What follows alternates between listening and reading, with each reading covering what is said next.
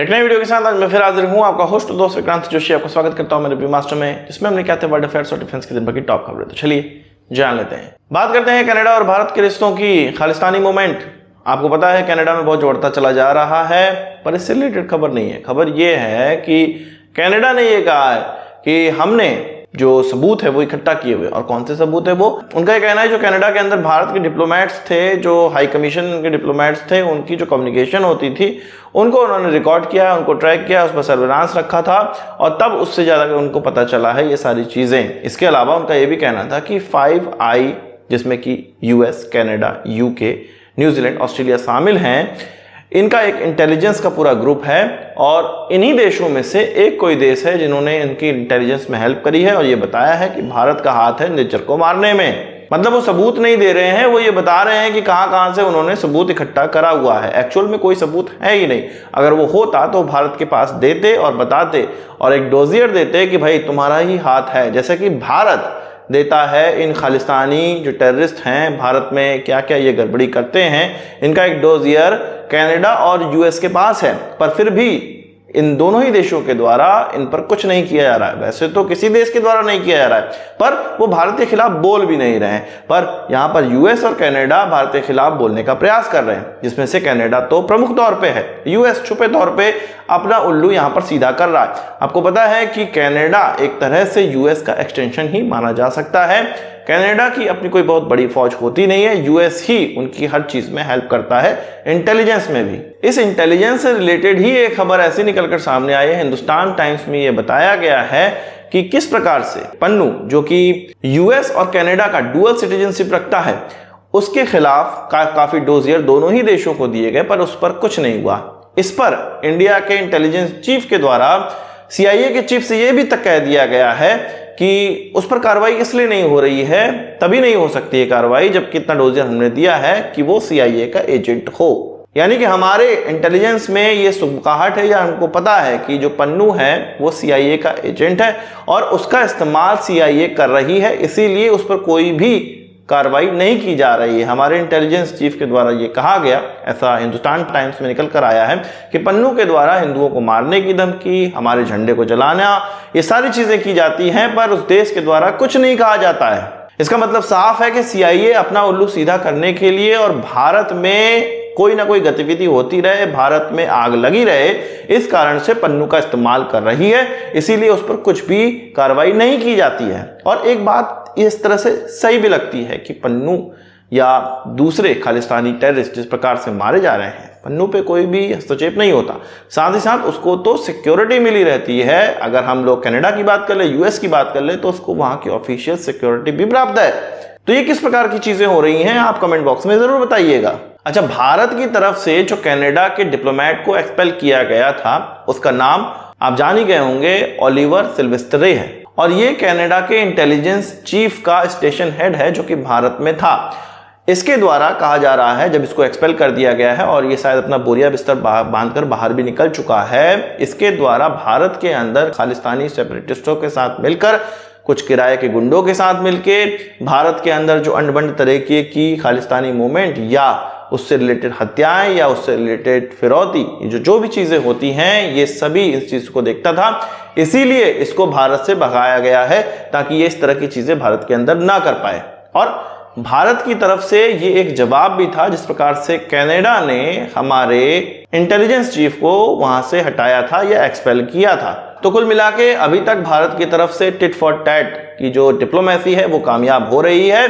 केवल कनाडा के साथ है तो वो US है, बाकी सारे देशों में, अलग अलग देशों में, चाहे वो हम लोग ग्रीस की बात कर लें या अन्य देशों की बात कर लें, सभी में और उनके जर्नलिस्टों के द्वारा कनाडा के खिलाफ ही आर्टिकल लिखा जा रहा है, कनाडा के खिलाफ ही सारी चीजें बताई जा रही हैं। इसके अलावा वो ये भी बताते हैं कि किस प्रकार से चीन के MSS के द्वारा या उनकी इंटेलिजेंस एजेंसीज के द्वारा कनाडा के अंदर पॉलिटिकल नेताओं तक की हत्या कर दी जाती है, पर टुडेव उसके बारे में कुछ नहीं कहता है, पर भारत के खिलाफ वो जरूर कहते हैं क्योंकि वो चीन के इशारों पर और कभी कभी US के इशारों पर काम करते हैं। साथ ही साथ पाकिस्तान के डिप्लोमेट्स का भी वहां पर बहुत बड़ा हाथ है।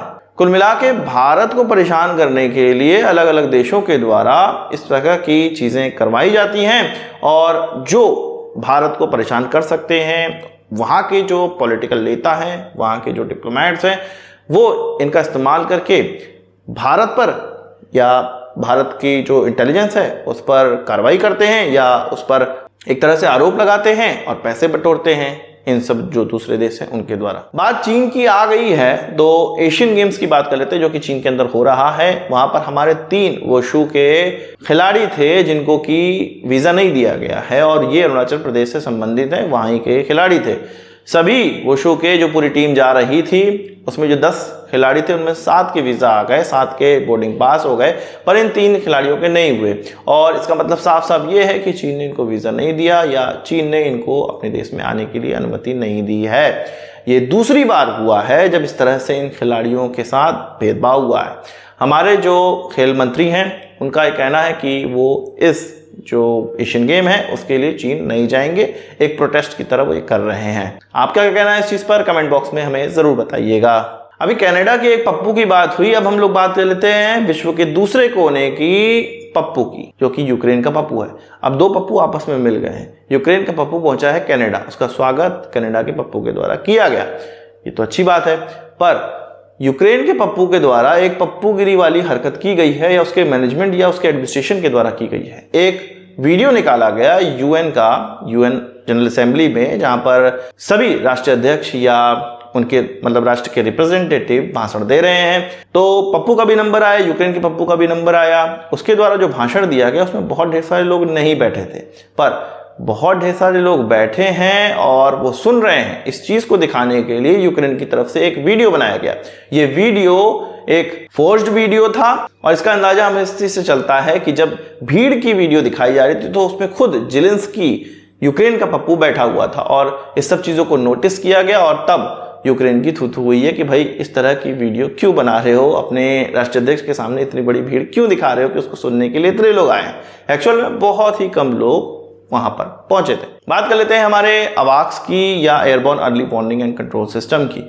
आपको पता है कि हम लोग 2 तरह के अवाक्स का इस्तेमाल करते हैं, एक जो कि हमने इजराइल से लिया हुआ है, एक खुद से बनाया हुआ जिसका नाम नेत्र है, नेत्र MK1।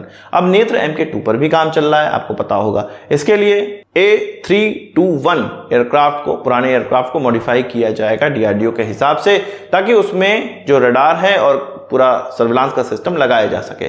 पर पुराने जो नेत्र MK1 हैं उससे रिलेटेड भी अब अवाक्स और तैयार किए जा रहे हैं। इंडियन एयरफोर्स कह रहा है कि 6 इस प्रकार के अवाक्स हमें MK1 वाले भी चाहिए, जिसके लिए एम्ब्रर के 145 का इस्तेमाल किया जाता है। और अब DRDO लग गया है कि एम्ब्रर का 145 हमें कहाँ मिलता है, हम उसको लें और इसको मॉडिफाई करें। साथ ही साथ जो MK2 है उसकी भी 6 की संख्या में खरीद की जा सकती है। इसका मतलब ये है कि 5 से 10 सालों में हमारे पास कुछ 12 नए अवाक्स आ सकते हैं और अभी की जो करंट की संख्या है 5 और 12 लगभग 17 अवाक्स हमारे पास हो जाएंगे चीन और पाकिस्तान पर नजर रखने के लिए। अवाक्स की बहुत ज्यादा आवश्यकता है हमें। हमारे मुकाबले चीन और पाकिस्तान के पास 2 गुने, अगर उनके लैंड मास की बात करें तो उनके पास 2 गुने अवाक्स हैं भारत से। तो अवेयरनेस के लिए हमें जरूरी है अवाक्स और उस पर अब ध्यान भी दिया जा रहा है। तो आज की इस वीडियो के लिए बस इतना ही। हमारे मर्चेंडाइज की वीडियो लगा देना।